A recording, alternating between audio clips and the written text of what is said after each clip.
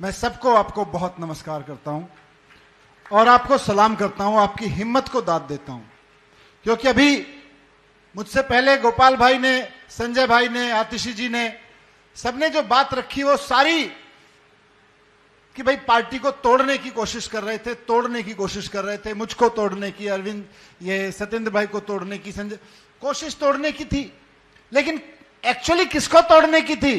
Manish Sisodia important नहीं है। ये मनीष सिसोदिया को देख के जो 20-25 लोग साथ में खड़े हो जाते हैं ना, ये इंपॉर्टेंट हैं। चारों तरफ जो मंडल पदाधिकारी बने हुए हैं वो इंपॉर्टेंट हैं, उनको तोड़ने की कोशिश थी। हमें तोड़ने की कोशिश थी, भाई आप एमएलए हो, तोड़ दो, 2-4 एमएलए आ सकते हैं आपके पास, कोशिश करो।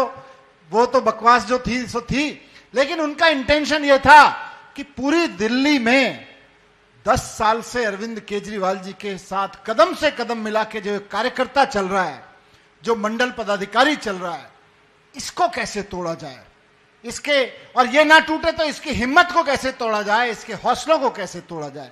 क्या हासिल कर रहे थे ये? क्या हासिल करना चाह रहे थे? यही तो ना भाई। मैं अभी सत्येंद्र भाई से बात कर रहा था कि हम लोग जेल में गए तो हमने तो जो झेला वो झेला, असल में तो हमारे परिवार के लोगों ने झेला।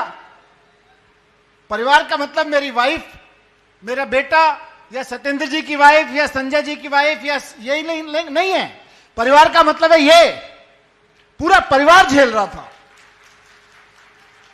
ये खेल यहीं तक नहीं था कि मुझे अंदर कर दिया, मेरे ऊपर दबाव बन रहा है, संजय भाई को अंदर कर दिया, संजय भाई के ऊपर। खेल ये था असली कि जब मनीष सिसोदिया अंदर जाएं तो पटपड़गंज से लेके पूरी दिल्ली तक के कार्यकर्ता को पार्क में पकड़ के बीजेपी वाले कहें, देखा क्या हुआ, तुम्हारा मनीष सिसोदिया तो अंदर चला गया, अब स्कूलों का क्या होगा? क्या हुआ, तुम्हारा सत्येंद्र जैन तो अंदर चला गया, मोहल्ला क्लिनिक का क्या होगा?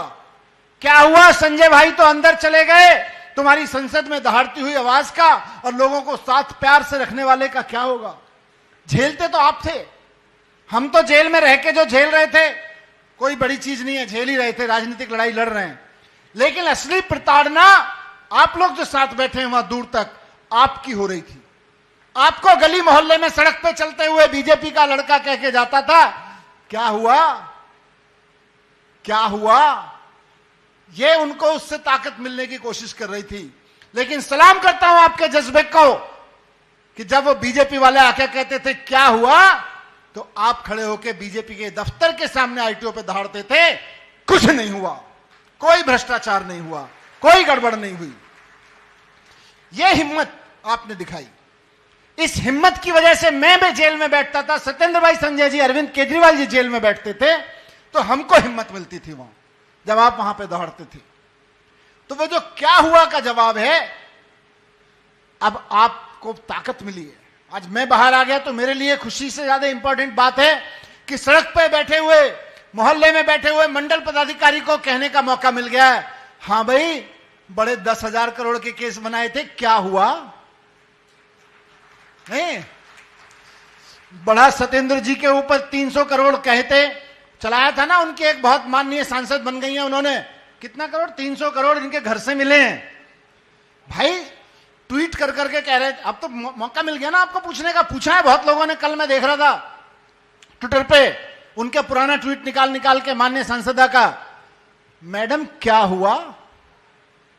300 करोड़ का जिक्र तो कहीं हो ही नहीं रहा, ना आपकी ईडी सीबीआई कर रही, ना कोर्ट कर रही, क्या हो गया? क्या हुआ? तो उस क्या हुआ का जवाब आज आपको मिलने लगा है, और ये ताकत आपकी वजह से बढ़ी है।